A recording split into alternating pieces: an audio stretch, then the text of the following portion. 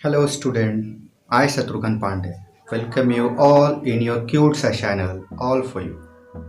Today we are going to discuss about syllabus of class 9 maths ICSE. Okay, so ICSE maths में class 9 में हमें किन किन topics पर डिस्कशन करना है। ओके, चैप्टर का नाम क्या है ये सामने आपको दिख रहा होगा और उन सब में एक ब्रीफ नोटिफिकेशन मैं दूंगा कि हम करेंगे क्या पूरे सेशन में। ओके, सो फर्स्ट है प्योर एरिथमेटिक।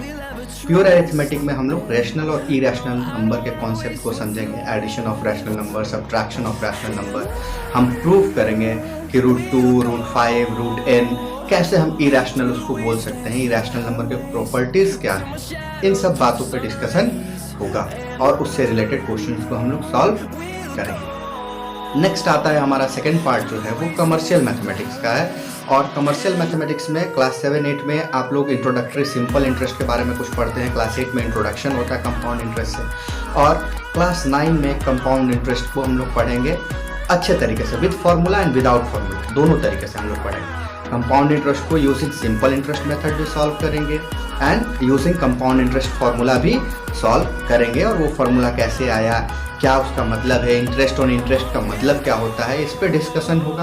ओके, सो कंपाउंड इंटरेस्ट कमर्शियल मैथमेटिक्स का पार्ट है जो क्लास 9 में हमें डील करना है। और इसके डिफरेंट टाइप्स के क्वेश्चन होते हैं। इसमें हम कंपाउंड इंटरेस्ट कैलकुलेट करने पूछ सकता है, रेट कैलकुलेट करने पूछ सकता है, अमाउंट कैलकुलेट करने पूछ सकता है। Okay, either by formula method और by simple interest method. Okay, तो कमर्शियल मैथमेटिक्स में बेसिकली हम कंपाउंड इंटरेस्ट के बारे में पढ़ेंगे, जिसका इंट्रोडक्टरी पार्ट आप क्लास 8 में थोड़ा बहुत पढ़े होंगे, बट उसको हम लोग कैरी फॉरवर्ड करेंगे। अलजेब्रा आता है, तो अलजेब्रा में 4 चैप्टर्स जो है हमें पढ़ना है।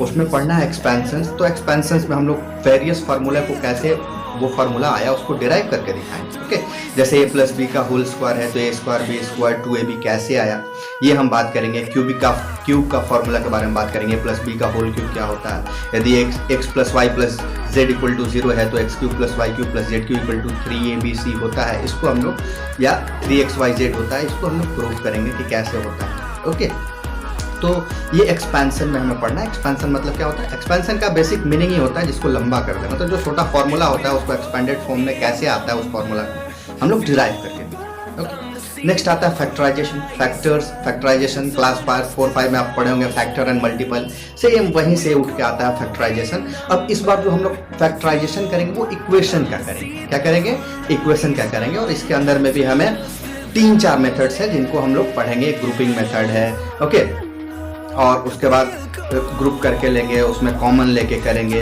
Middle term splitting method, different methods हम लोग फैक्टराइजेशन के डिफरेंट मेथड्स को लर्न करेंगे। फिर हमारे पास चैप्टर आता है exponent, power and indices. Class 8 में ही इसका बेस रखा जा चुका है आप लोग के लिए कि एक्सपोनेंट का मतलब क्या होता है, कि यदि सेम चीज़ बहुत बार मल्टीप्लाई किया तो उससे रिलेटेड बहुत सारे रूल्स है, उन रूल्स को हम लोग करेंगे और फिर रूल्स के आधार पर हम लोग क्वेश्चंस को सॉल्व करेंगे। ठीक है, इतना तक।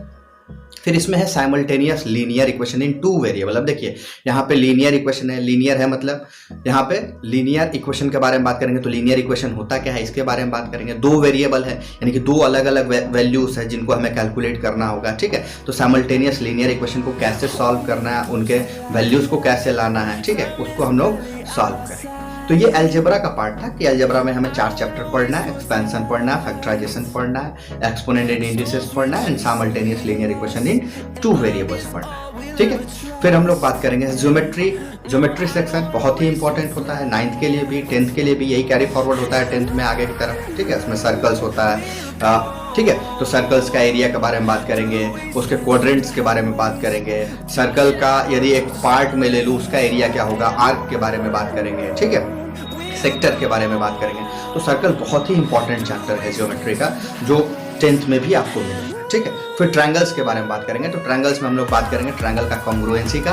ओके, और ये 10th में जाके सिमिलैरिटी में कन्वर्ट होता है, वहाँ सिमिलैरिटी पढ़ते हैं। ठीक है, तो ट्रायंगल्स के बारे में बात करेंगे, ट्रायंगल्स में कॉन्ग्रुएंसी के बारे में बात करेंगे, ट्रायंगल्स में मिड पॉइंट थ्योरम आएगा आपका। ठीक है, तो ट्रायंगल से रिलेटेड भी चैप्टर्स है जिनको हम लोग डिस्कस करेंगे। सर्कल के बारे में बात करेंगे, ये बहुत इंपॉर्टेंट है। फिर पाइथागोरस थ्योरम पढ़ेंगे और rectilinear figures.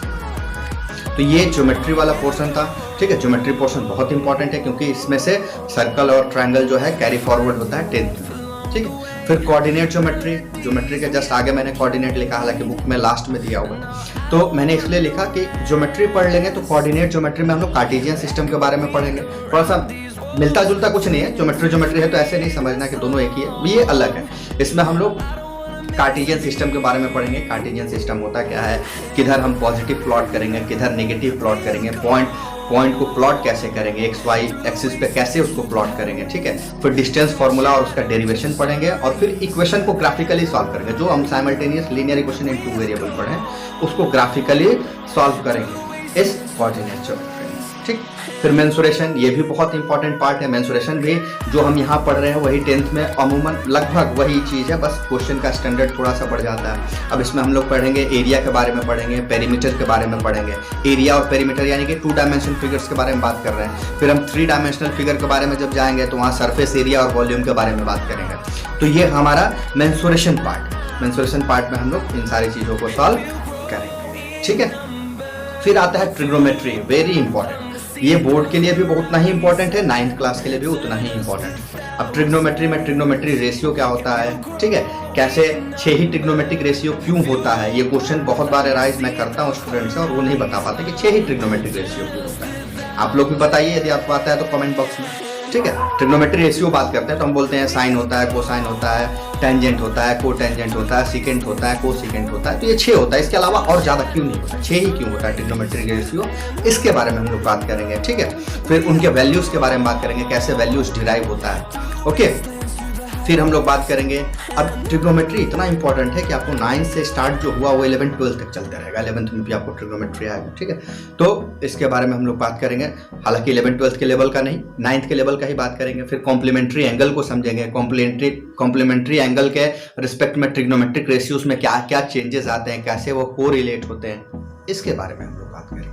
And finally statics, ये भी बहुत इंपॉर्टेंट।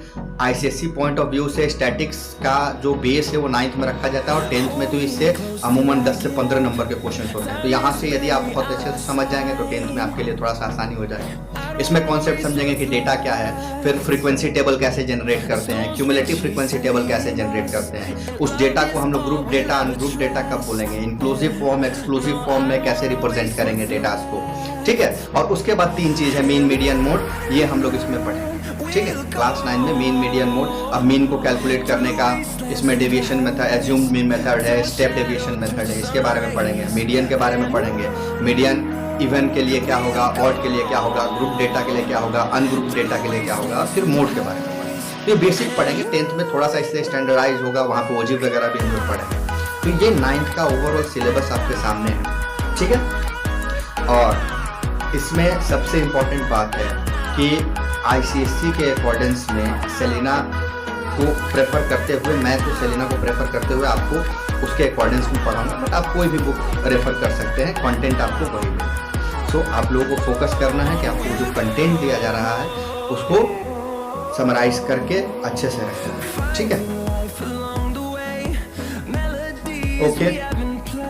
और आगे कंटिन्यू रखने के लिए आपको पता है क्या करना है, हमारे चैनल को सब्सक्राइब कीजिए और बेल आइकन को जरूर दबाइए। स्टे ट्यून, हम लोग फिर मिलते हैं।